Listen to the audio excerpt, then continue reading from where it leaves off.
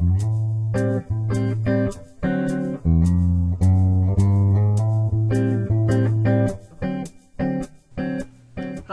in this video blog entry we're going to talk about the use of Twitter in education.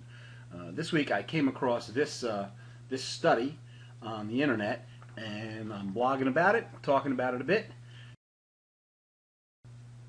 I have to admit I've been a little surprised by the popularity of this topic. This particular post here, 100 Ways to Teach with Twitter, is consistently the most popular post on the website and draws a lot of traffic. I guess on the one hand I shouldn't be too surprised given the fact that Twitter has more than 100 million users and is gaining users at a rate of over 300,000 new users a day. But that being said, in all reality in education there tends to be a bit of a lag in terms of adoption of new technologies. So that's the part that kind of makes it surprising that out of the hundreds of articles on the site here, this Twitter article tends to be the biggest traffic draw. Well, this report certainly confirms that there's a growing use of and interest in Twitter in academia, particularly amongst college faculty. They got 1,372 responses, and of those, over 35% indicated that they are using Twitter, and that is as compared to 30.7 last year when they ran the same study. So in the blog post that this video log entry is associated with, I have quoted some of the interesting facts that come out of the article and also discussed some of the reasons how and why faculty are using Twitter.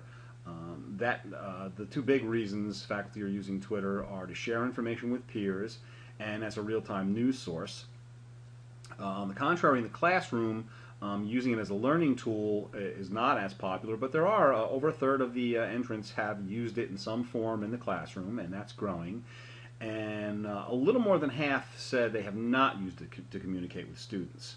But that also is that pendulum is also swinging more towards more use. So we'll have to see how that plays out in the coming months and years. One aspect of the report that I found very valuable and insightful was the wealth of quotes that it contains from educators who share their opinions about certain aspects of Twitter. Interestingly, Twitter, like a lot of education technologies, can be a bit divisive. There are plenty of people who are proponents, there are plenty of people who are opponents, and some of them get pretty visceral in their thoughts and feelings about the applications. So I'm going to read some of these quotes for you, and hopefully you'll also find them interesting as I did. Here's some of the quotes that discuss benefits and challenges of using the application. It's a good way to mass communicate. If you have a classroom and everyone is a follower on Twitter, then you can disperse small messages such as assignment due dates or classroom changes and more. Here's another. I tend to use it to keep abreast of my peers' work, reading, opinions, ideas, etc. I would like to use it more in my teaching, but as ever, it's a case of balancing the appropriate with the realistic. Twitter is sometimes the best tool for the job, but not everyone understands it or wants to sign up. Got a few more here. We use Twitter as well as Facebook as a tool to communicate with students. Both have helped us improve our services, support retention, extend recruitment, and engage students. There's a couple I want to share that were categorized as just other assorted observations about Twitter. I found a number of faculty who say proudly, I use Twitter, but when their streams are examined, there's not a lot of activity, or it's fairly weak, in my opinion. I think that we're allowing Twitter and other social software to limit our ability to actually converse. My undergrads have difficulty speaking in front of a group and forming a concrete argument for or against the topic. I have used Twitter to try and help this, but have decided that what they really need is to get face to face and look each other in the eye and take and support their position.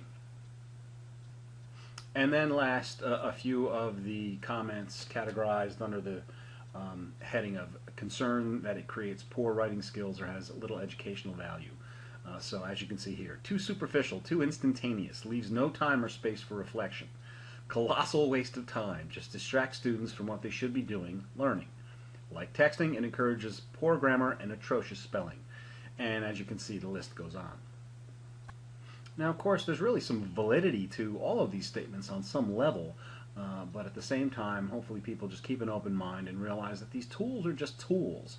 They're not education in and of themselves. They're just mechanisms that are available to educators should they choose to use them.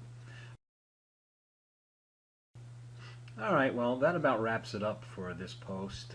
If you're viewing this on YouTube, the link to the blog post that's associated with this entry is down there in the information below the video. And in the blog post itself is the link to the study if you'd like to check it out further. You will have to enter your email address on the site where the study is available, and they'll send you a copy right away. And that's it. I hope you found it useful, and we'll see you next time.